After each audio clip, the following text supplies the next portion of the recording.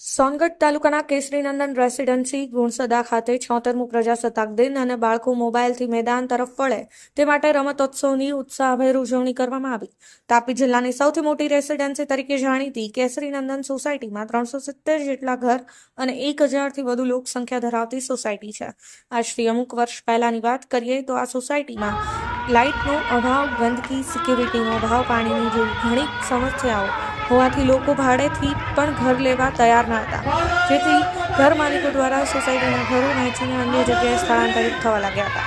પરંતુ છેલ્લા 4-5 મહિનાથી સોસાયટીના જાગૃત યુવાનો દ્વારા કોર ટીમ બનાવી સોસાયટીના વિકાસ માટે એકત્રિત થયા અને તેઓના વિઝન અને મિશન લોકો સમક્ષ મૂક્યા હતા. તે સંપાદિત કર્યા હતા અને નજીવા મેન્ટેનન્સ સાથે સોસાયટીમાં CCTV, security guard, street light, road રસ્તાની સફાઈ, કચરા ગાડી, ગાર્ડન સફાઈ, સોસાયટીના રસ્તાઓ પર સ્પીડ બ્રેકર, ગટર લાઇન સફાઈ વગેરે કામો ટૂંક સમયમાં પૂર્ણ કર્યા હતા.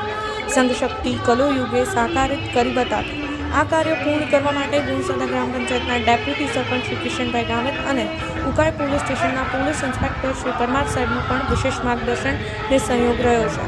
આ યુવા કોર ટીમ દ્વારા સોસાયટી ખાતે પ્રથમ વખત રાષ્ટ્રપર્વની ઉજવણી કરવામાં આવી હતી, જે માટે સોસાયટીના તમામ સભાસદોએ ઘરો પાસે રંગોળી, તોરણ બાંધી રાષ્ટ્રપર્વની ઉજવણીમાં ઉત્સાહભેર મોટી સંખ્યામાં લોકો સામેલ થયા હતા અને સોસાયટીને સ્વચ્છ, સુંદર અને દરેક સુખદુઃખ અને સામાજિક પ્રસંગોમાં ભાઈચારા સાથે સામેલ થવાની અને વસુધૈવ કુટુંબકમની ભાવના સાથે વિકસિત ગુજરાત અને વિકસિત ભારતના નિર્માણમાં સહયોગી બનવા માટે થવાની પ્રતિજ્ઞા લીધી હતી. મોબાઈલથી મેદાન તરફના વિચાર સાથે સોસાયટીની કોર ટીમ દ્વારા ધોરણ 1 થી ધોરણ 10 સુધીના 165 બાળકો માટે સ્પોર્ટ્સ ડે ઉજવવામાં આવ્યો હતો.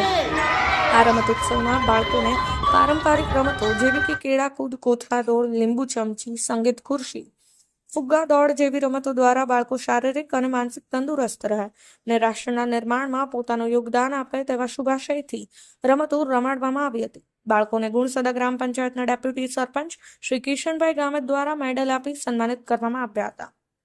બ્યુરો રિપોર્ટ, દિવ્ય પુકાર.